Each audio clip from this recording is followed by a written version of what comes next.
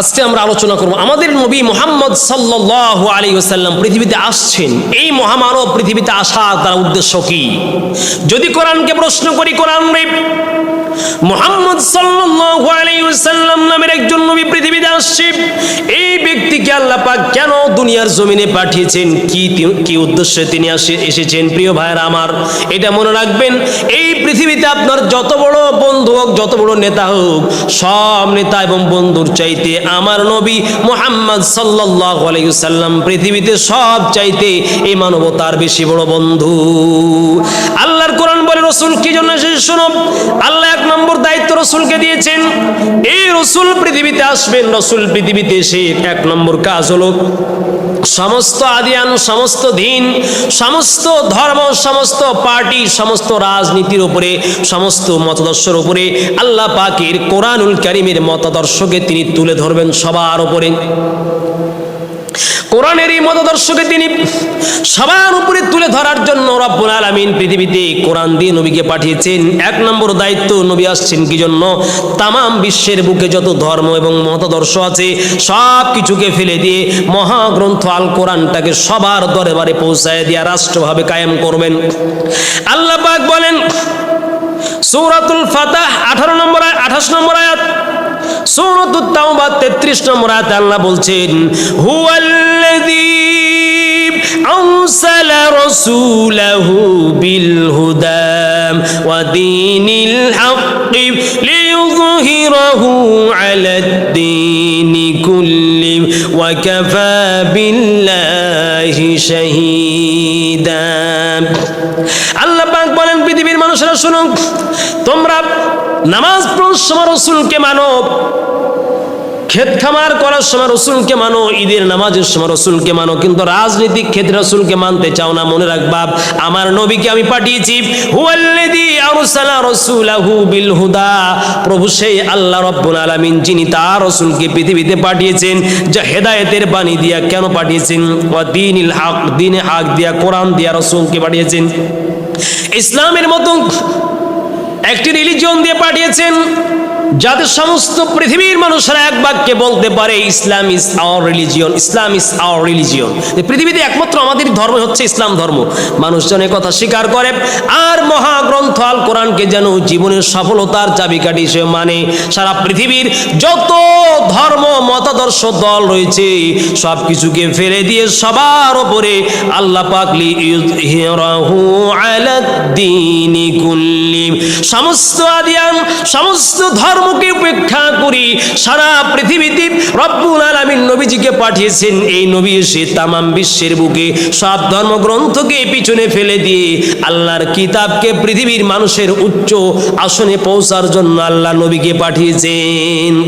প্রিয় ভাইদেরকে বলবো, অতএব আমরা নামাজ পড়তে গিয়ে ধর্ম বলে মানি, ইসলাম মানি, কোরআন মানি, কিন্তু রাজনীতির ক্ষেত্রে মানতে চাই না। আরে তোমার এই রাজনীতি নোংরা, বর্বর। আব্রাহাম লিঙ্কনের এই মতাদর্শ, এটা হচ্ছে মানুষের তৈরি করা, মানুষকে শোষণ করার জন্য এর গঠন করা হয়েছে। আর মুসলিম জাতিকে তার ঐতিহ্য অবদানকে মাটির মধ্যে মিশে দেওয়ার জন্য তোমার এই গণতন্ত্র প্রতিষ্ঠা করা হয়েছে। তুমি জানো না? সব কিছুকে উপেক্ষা করে কোরআন সংসদে পাশ করার জন্য, মানুষের বাড়িতে, ইউনিয়নে, সব জায়গায় তোমার কোরআন প্রতিষ্ঠা করার জন্য রাসূলের আগমন হয়েছে। তুমি জানো খবর? তোমাকে কথা বলতে হবে আজ থেকে। অমুকের চরিত্র, অমুক নেতার চরিত্র ফুলের মতো পবিত্র, কথা তুমি ছেড়ে দাও। এ কথা বলো, রাসূলের চরিত্র ফুলের মতো পবিত্র, তুমি এ কথা বলো। আমরা সবাই রাসূলের সেনা, ভয় করে না বুলেট বোম, এ কথা বলো। কিসের তুমি বলো আমরা সবাই অমুকের সেনা, আর অমুক হচ্ছে শত সহস্র হাজার বছরের শ্রেষ্ঠ বাঙালি। থুতু নিক্ষেপ করো তুমি। তোমার রাসূল হচ্ছে শ্রেষ্ঠ বাঙালি, তোমার রাসূলই হচ্ছে শ্রেষ্ঠ আরবিয়ান, তোমার রাসূলই হচ্ছে শ্রেষ্ঠ, সবচেয়ে শ্রেষ্ঠ। সব কিছুকে উপেক্ষা করে পৃথিবীর মানুষকে আল্লাহ পাক বিজয় দেওয়ার জন্য, ইসলামকে সবার উপরে, ইসলামকে সারা পৃথিবীতে প্রতিষ্ঠা করার জন্য রাসূল পৃথিবীতে এসেছিলেন। দেখো, তোমার ইসলামের সাথে তোমার ধর্মের কোনো মিল নেই। তোমার ইসলাম তোমাকে বলবে রাজনীতি তুমি করো, তোমার ধর্ম এক জায়গায়, তোমার ইসলাম আরেক জায়গায়। তোমার ধর্মকে বিসর্জন দিয়ে ইসলাম তুমি রাজনীতি করো কেন? কারণ তোমাকে আবার বলে যে তারা ধর্মকে পুঁজি করে রাজনীতি করো, নোংরা। এ কথা ছেড়ে দাও, আজ থেকে ছেড়ে দাও। 2 নম্বর, যদি কোরআনকে প্রশ্ন করি, রাসূল সাল্লাল্লাহু আলাইহি সাল্লাম আর কি দায়িত্ব নিয়ে এসেছেন? আল্লাহ বলেন 2 নম্বর দায়িত্ব রাসূলকে দিয়েছি সুসংবাদ দেওয়ার জন্য এবং ভয় দেখানোর জন্য। কিসের সুসংবাদ? আল্লাহ বলছেন ইল্লা আরসালনাকা বিল হাক্কি বাশীরাও ওয়া নাযীরা।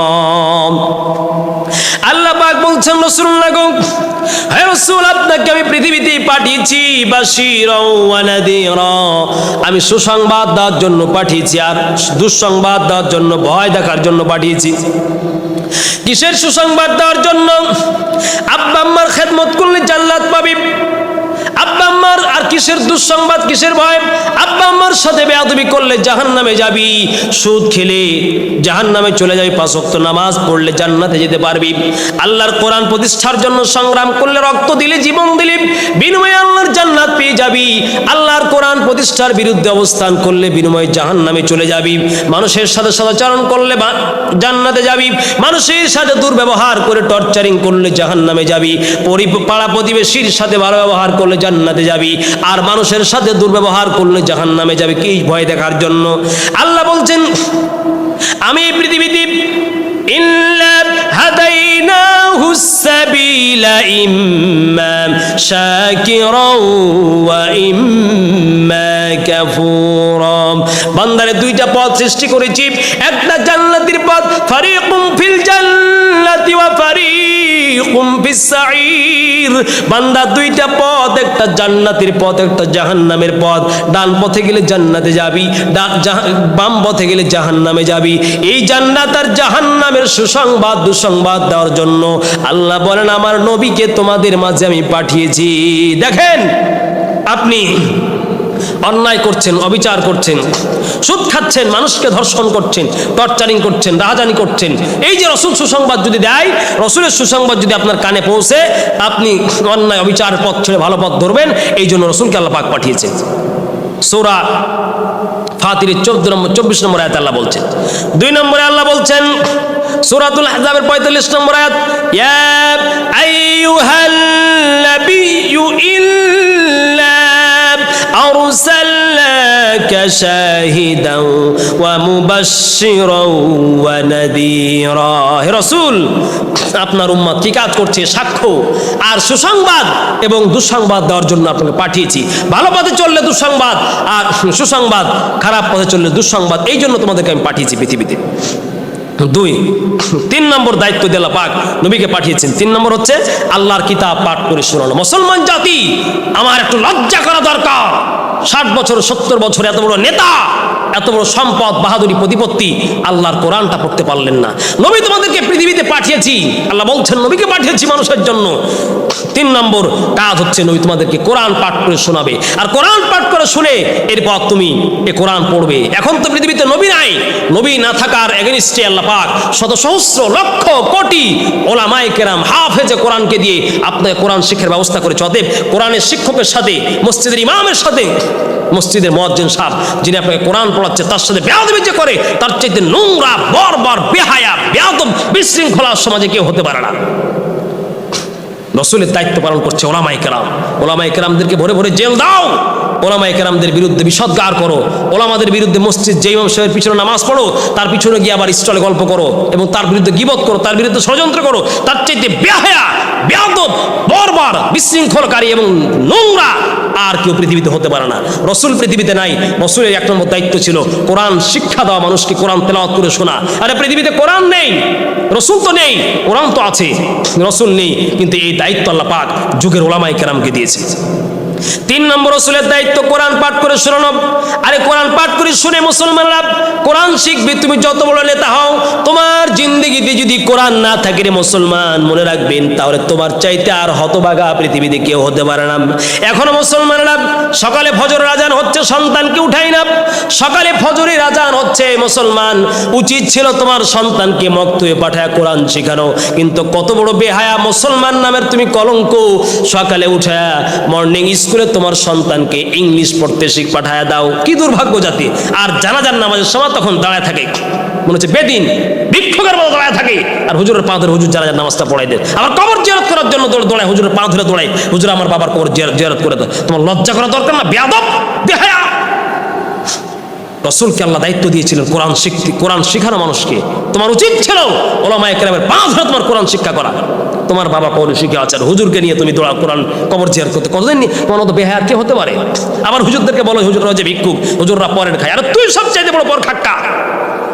একটা হুজুর ছাড়া তোর ধর্ম চলে না, একটা হুজুর ছাড়া তোর কোরআন চলা, ইসলাম ধর্ম চলা যদি পারিস না, একটা হুজুর ছাড়া তোর ৫ ওয়াক্ত নামাজ পড়ার তোর ক্ষমতা নেই, তোর বাবার জানাজার নামাজ হয় না, একটা হুজুর ছাড়া তোর বাবার কবর জিয়ারত করা হয় না, আবার তুমি হুজুরের সাথে বেয়াদবি করো। নোংরা বেহায়া বর্বর সমাজে সবচাইতে এটা বেশি। আল্লাহ পাক বলছেন রাসূলের ৩ নম্বর দায়িত্ব কোরআন পাঠ করে শেখানো, শোনানো। আল্লাহ বলেন কাযালিকা আরসালনাকা ফি উম্মাতিন ক্বাদ খালাত মিন قبلها لتتلو عليهم الذي أوحينا إليك। আল্লাহ বলছেন, যাক সার সঙ্গে বলো, এই পৃথিবীতে আল্লাহ বলছেন বহু জাতি অতিক্রম করেছে, তাদের কাছে আমি রসুল পাঠিয়েছিলাম। কি জন্য পাঠিয়েছিলাম? তাদের কাছে যে গ্রন্থ, তাদের কাছে যে কিতাব পাঠিয়েছি, ওই কিতাবগুলি তেলাওয়াত করে শোনার জন্য পাঠিয়েছি। সূরাতুর রাদ ৩০ নম্বর আয়াত আল্লাহ পাক বলছেন। ৪ নম্বর রসুল পৃথিবীতে এসেছিলেন আপনাকে আমাকে অন্ধকার, কালো নিকাশ, কালো কুফরি এবং স্বৈরতন্ত্র এবং মানুষের তৈরি করা ধর্ম কর্ম থেকে বের করে, যেটা হচ্ছে সফলতা, ম্যান ইজ সাকসেসফুল, প্রত্যেকটা মানুষ হয়ে যাবে আপনার সফল এবং সাকসেসফুল হয়ে যাবে। কখন? যখন রসুলের মতাদর্শ অনুযায়ী চলবে। আল্লাহ ৪ নম্বর দায়িত্ব রসুলকে দিয়েছিলেন কি, যে রাসূল সাল্লাল্লাহু আলাইহি ওয়াসাল্লাম পৃথিবীতে আসবেন। কি জন্য এসেছেন? কি জন্য?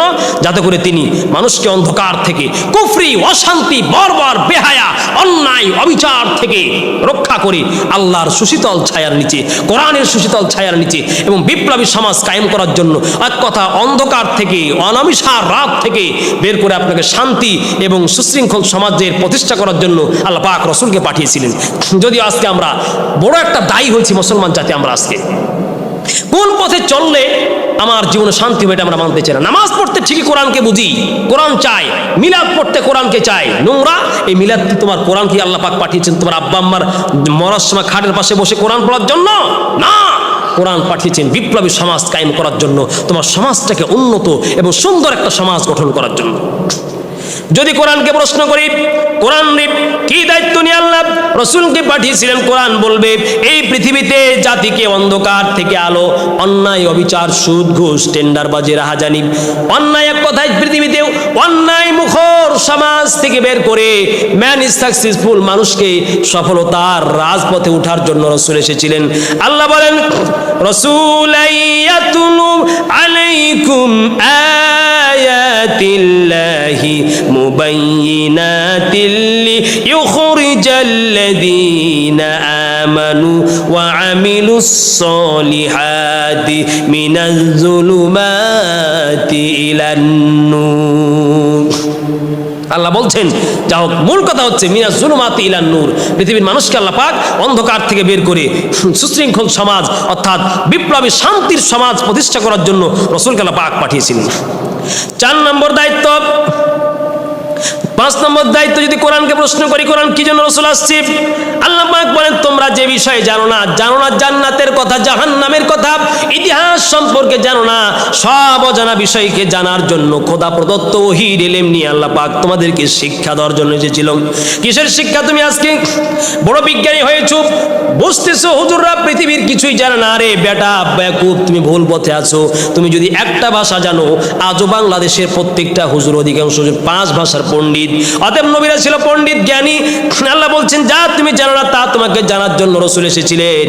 আল্লাহ বলেন ওয়া ইউআল্লিমুকুম মা লাম তাকুনু তা'লামুন, তোমরা যা জানতে না তা শিক্ষা দেওয়ার জন্য আল্লাহ পাক রাসূলকে পাঠিয়েছেন। সূরাতুল বাকারা 151 নম্বর আয়াত। পথভ্রষ্ট জাতিকে একটা সুশৃঙ্খল এবং দিন প্রশিক্ষণ দেওয়ার জন্য, পথভ্রষ্ট জাতি যারা কিছুই জানতো না, নিরক্ষর জাতিকে শিক্ষিত জাতিতে পরিণত করতে পাঠিয়েছিলেন।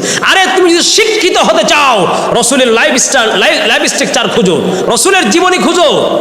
কিসের তুমি বড় বড় বিজ্ঞানী কোপেনহেগেন, সক্রেটিস, এদের জীবনী খুঁজো। কেন? রসুলের জীবনী হচ্ছে পূর্ণাঙ্গ, রসুলের জীবনী খুঁজো। আল্লাহ বলেন হুয়াল্লাযী বা'আতা ফিল উম্মিয়িনা রাসূলাম মিনহুম ইয়াতলু আলাইহিম আয়াতিহি ওয়া ইউযাক্কিহিম ওয়া ইউআল্লিমুহুমুল কিতাবা ওয়াল হিকমা। আল্লাহ বলেন নিরক্ষর জাতিকে শিক্ষিত বানার জন্য এই পৃথিবীতে আল্লাহ রসুলকে পাঠিয়েছেন। 4 নম্বর, তারপর আল্লাহ বলছেন মানুষকে পরিশুদ্ধ করার জন্য। আরে মানুষের পরিশুদ্ধ মানে কি? আত্মার রোগ, হিংসা, বিদ্বেষ, শিরিক, অন্যায়, অবিচার, ঘুষ, টেন্ডারবাজি, রাজনীতি, সব অন্যায় অবিচার, কিবোধ, শিরিক, সব অন্যায় অবিচার থেকে তোমার জীবনকে পরিশুদ্ধ করার জন্য রাসূল এসেছেন। আল্লাহ বলছেন কামা আরসালনা ফীকুম ইয়াতলু আলাইকুম আয়াতিনা ওয়া ইউযাক্কিকুম ওয়া ইউআল্লিমুকুমুল কিতাবা ওয়াল হিকমা ওয়া ইউযাক্কিকুম। আল্লাহ বলছেন তোমাদের হৃদয়কে, নফসকে পরিশুদ্ধ করার জন্য আল্লাহ পাক এই পৃথিবীতে তার রাসূলকে পাঠিয়েছে।